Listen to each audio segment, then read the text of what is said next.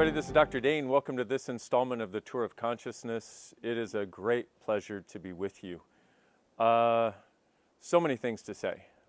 First, are you aware that we live on a really beautiful planet that is a continuously gifting source of possibilities, of peace, of space?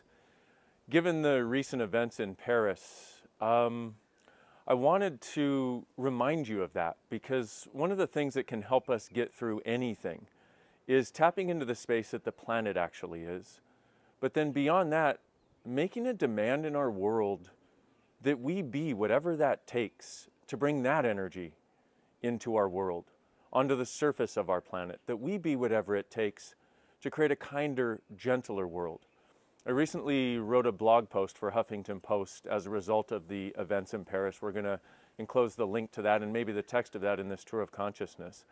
But at this time, my beautiful friends, those of you who are seeking something different are the contribution the world requires.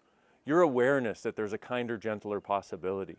Your awareness that we can indeed do something different. And your demand that we actually create it will actually open the doors for something different to occur. What if this thing in Paris is a wake-up call to us, if nothing else? And who knows what else it might be. But what if it's a wake-up call to us? Those of us that actually desire something different, that we wake up, that we stop pretending, that we stop acting like we are not stewards of this beautiful planet and what goes on with it.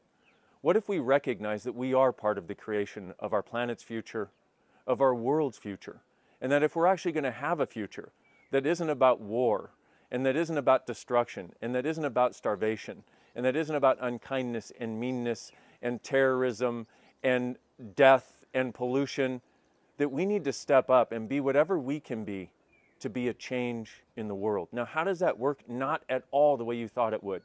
It's not about going out and fighting terrorists. It's not about what it is about. On the exact opposite side is actually being you. What the world actually requires, believe it or not, is actually more lightness. What the world actually requires is more ease and peace in the face of what takes everybody else down a rabbit hole of pain and suffering and trauma and drama and tragedy. What the world requires is you, knowing what you actually know, returning to the awarenesses that you've probably had for a very long time and have totally negated.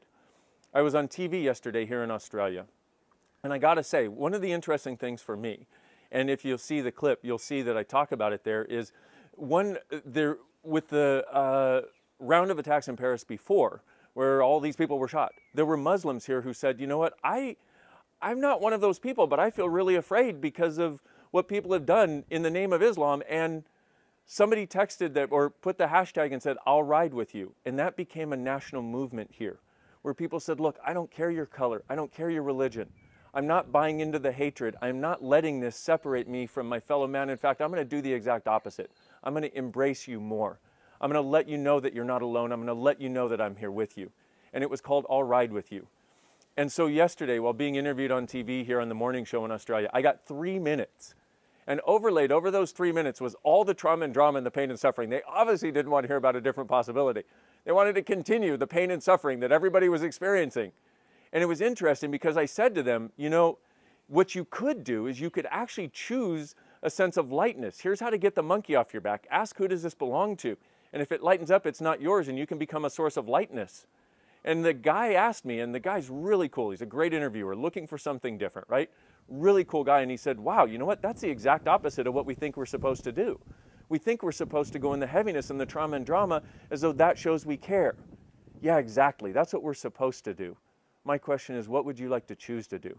Is the heaviness and the trauma and drama really working for you? And if not, that's what every darn access tool is about, is to bring lightness to every situation.